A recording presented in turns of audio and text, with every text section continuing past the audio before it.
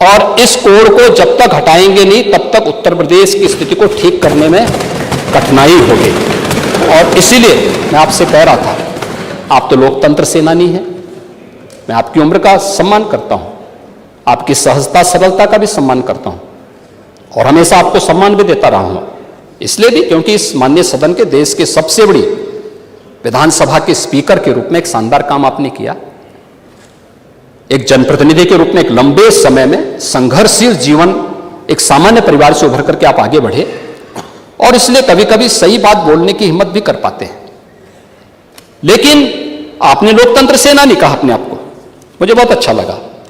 लेकिन जिस लोकतंत्र का गला घोंटने का काम कांग्रेस ने किया था, आज उसी के साथ आप मिलकर के क्या काम कर रहे हैं और क्या करते रहे, क्या करते रहे आप लोग। तो हमारे बजट पर, हमारी सप्लीमेंट्री डिमांड पर आपने उंगली उठाई। मैं पूछना चाहता हूं, मुझे आप लोगों की बातों पर पंचतंत्र की कथा याद आती है, आपने सुनी होगी। 4 ठग थे, एक किसान एक बकरी लेकर के जा रहा था, तो चारों ठगों ने कहा कि इस किसान से बकरी कैसे ली जाए। तो हो सकता है कि उनको थोड़ा लोक लाज रही हो, तो उन्होंने कहा चलो छीन तो नहीं साहब पाएंगे, तो एक काम करते हैं, चारों अलग अलग जगह खड़े हो जाते हैं और अलग जगह खड़े होकर के हम लोग ये बोलें कि भाई ये कुत्ते का बच्चा कहां लेके जा रहा है। तो एक वो किसान बेचारा अपनी बकरी के बच्चे को कंधे में रख करके लेके जा रहा है, तो पहले ठग के पास से गुजरता तो बोलता, अरे काका ये सब क्या ले जा रहा है, ये कुत्ते के बच्चे को अपने कंधे में लेके क्या जा रहा है। किसान बोलता, अरे धूर्त कहीं के, ये कुत्ते का बच्चा नहीं बकरी का बच्चा है। वो हंसते हुए चुप हो जाता है। आगे अगले चौराहे पे जाता दूसरा ठग, अरे काका ये कुत्ते का बच्चा आप कहां लेके जा रहे हैं। वो बोलता है, उसको भी डांटता, अरे पागल हो गए क्या, अरे कुत्ते का बच्चा नहीं बकरी का बच्चा है। अगले आगे बढ़ता है, फिर तीसरा ठग मिल जाता है, वह भी फिर यही बात उसको बोलता है। चौथे ठग ने भी कहा तो किसान को विश्वास हो गया, उसको लगा कि भोला भाला किसान, अन्नदाता किसान, मेहनती किसान, उसको विश्वास हो गया यार एक व्यक्ति झूठ बोलेगा, लगता है कि मेरी दृष्टि दोष ही मुझे हो गया है, लगता है ये कुत्ते का बच्चा ही है, उसने फेंक दिया उसको। चारों ठगों का काम पूरा हो गया और चुनाव में खटाखट 1 लाख का बॉन्ड, 1 लाख का बॉन्ड कहां गया, कहां गया 1 लाख का बॉन्ड, 1 लाख का बॉन्ड। और मैं इसीलिए कह रहा हूं, शिवपाल जी भाग गए यहां से, लेकिन मैं कह सकता हूं खटाखट नहीं, 27 में सपा चट के लिए तैयारी रही, 27 में सपा चट। 1 लाख बॉन्ड के लिए हम लोग भी मांगेंगे हिसाब। 1 लाख का बॉन्ड कहां गया। और मैं तो आप सबसे कहूंगा, एक बार जाइए जनता जनार्दन के सामने, पूछिए उनको कि भाई 1 लाख का हिसाब मांगे इन लोगों से, पैसा गया कहां, कौन खा गया, खाने वाले लोग कौन है 1 लाख का। दूसरा संविधान का गला घोंटने वाले लोग कौन थे। और कहते हैं कि मोदी जी तीसरी बार आएंगे तो संविधान समाप्त कर देंगे। मोदी जी तो 10 वर्षों से हैं। बाबा साहब भीमराव अंबेडकर जी का जितना सम्मान मोदी जी ने किया, पंच तीर्थों का निर्माण किया, बाबा साहब भीमराव अंबेडकर के जन्म स्थल मऊ मध्य प्रदेश में भव्य स्मारक का निर्माण किया।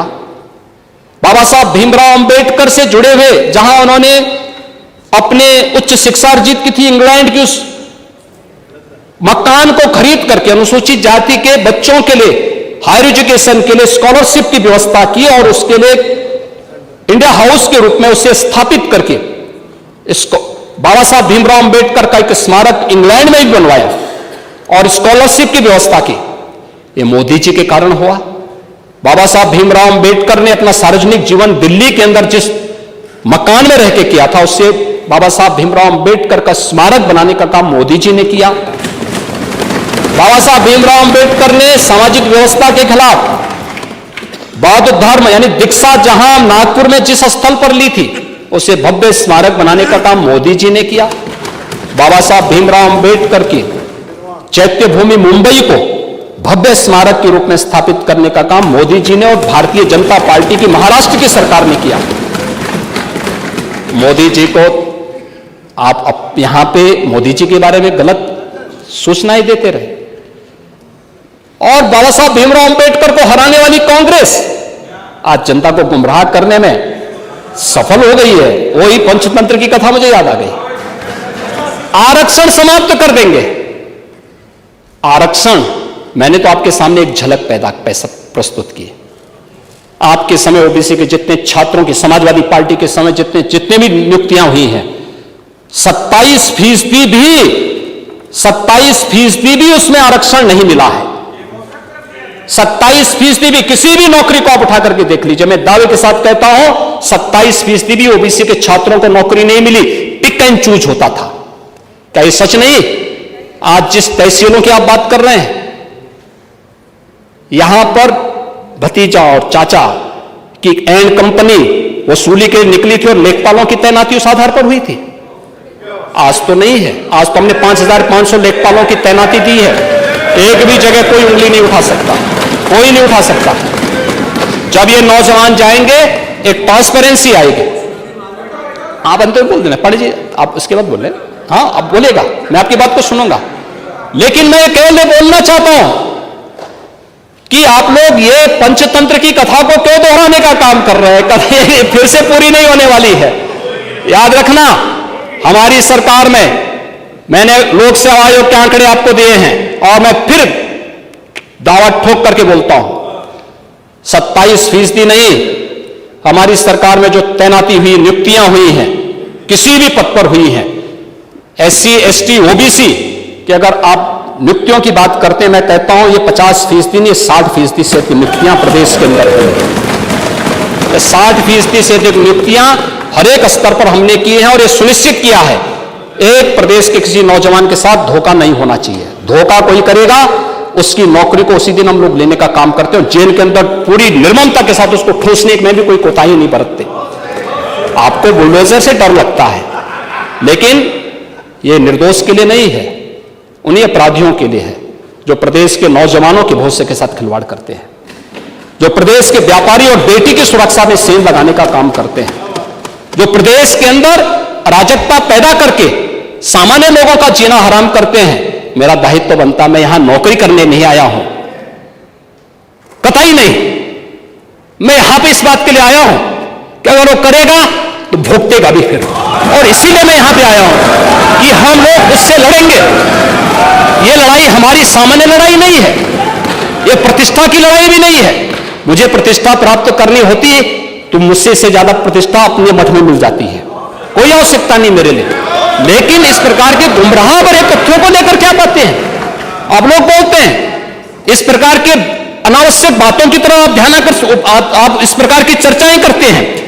लेकिन मैं कहना चाहूंगा और अंत में मैं केवल एक ही बात कहना चाहूंगा, एक काट की हंडिया बार बार नहीं चढ़ने वाली है, तो उसका समय पूरा हो गया है, पूरा हो गया है, अब नहीं चलने वाला है।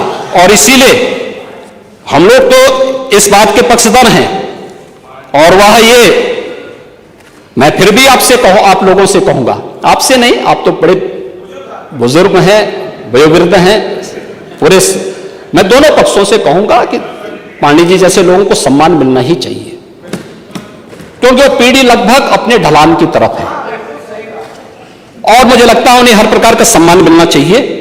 लेकिन हम लोग जो भी योजना बनाते हैं यह धरती पर पांव रख करके बनाते हैं, व्यवहारिक जगत का। मैं आपकी बात को इसलिए सुन रहा था, मैंने एक दो बार आपको डिस्टर्ब इसलिए नहीं किया क्योंकि मैं जानता था कि आप जमीन पर रह करके सारी बातों को यहां व्यवहारिक स्तर पर बोलते हैं। और इसीलिए मैं कहूंगा कि एक पांव, जो अटल जी ने कहा था, एक पांव धरती पर रखकर ही बामन भगवान ने आकाश पाताल को जीता था। धरती ही धारण धर करती है, कोई इस पर भार न बने, मिथ्या अभिमान से न तने। मुझे लगता है गलतफहमी नहीं होनी चाहिए समाजवादी पार्टी या कांग्रेस को कि वह बार बार खटाखट जैसी योजना के माध्यम से जनता को धोखा दे सकें। लेकिन मैं आपसे कह सकता हूं, ये सरकार चलेगी, मजबूती के साथ चलेगी, प्रदेश के अंदर ट्रांसफॉर्म करने के अपने अभियान को आगे बढ़ाएगी। प्रदेश के अंदर खिलवाड़ करने की किसी को जरूरत नहीं होगी। और कल की जो गोमती नगर की घटना है, उस घटना में भी हम लोगों ने जवाबदेही तय की है। उसके अपराधियों की सूची भी मेरे पास आई है। ये अपराधी हैं, पहला अपराधी है पवन यादव, दूसरा अपराधी मोहम्मद अरबाज। ये सद्भावना वाले लोग हैं, यानी सद्भावना, अब इनके लिए सद्भावना ट्रेन चलाएंगे, इनके लिए बुलेट ट्रेन चलेगी, चिंता मत करो। और उस बुलेट ट्रेन की तैयारी की जा रही है। और इसीलिए महिला सुरक्षा हमारे लिए सर्वोच्च महत्व रखता है। हमने इस बात को पहले दिन कहा है, कोई खिलवाड़ करेगा तो उसका खामियाजा भुगतेगा। हम लोगों ने इस बारे में हम लोगों ने आश्वस्त किया, एक एक बेटी को, एक एक बहन को हम लोगों ने इस बात के लिए आश्वस्त किया है। और मैं फिर इस बात को कह सकता हूं, इस घटना को हमने गंभीरता से लिया है। और गंभीरता से लेने का परिणाम है, पूरी चौकी को सस्पेंड किया है, इंस्पेक्टर को सस्पेंड किया है, डिप्टी एसपी, एडिशनल एसपी और डीसीपी, इन सबको वहां से चेंज करके इनके खिलाफ भी कार्रवाई हमने प्रारंभ की है। जो भी व्यक्ति प्रदेश के अंदर अराजकता और अव्यवस्था पैदा करने का प्रयास करेगा, मैं फिर कहूंगा, हम सबका सम्मान करेंगे, सबको सुरक्षा देंगे। लेकिन अगर किसी ने अव्यवस्था पैदा करने का प्रयास किया है तो फिर उसका भुक्तभोगी भी उसको बनना ही पड़ेगा।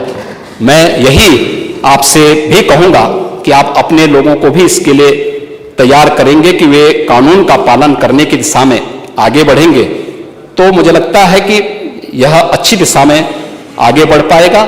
सप्लीमेंट्री डिमांड पर आपने अपने बातों को यहां पर रखा, माननीय सदन में हमारे दलीय नेताओं ने अपनी बातों को यहां पर रखा।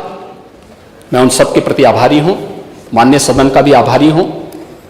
बहुत सारी बातें आप लोगों ने कही हैं, हमने खन्ना जी को अधिकृत भी किया है इसके लिए कि भाई देखो खन्ना जी, आप वित्त मंत्री हैं और सदस्यों की बात को वित्तीय ढंग से थोड़ा सोच करके उसको आगे बढ़ा दीजिए।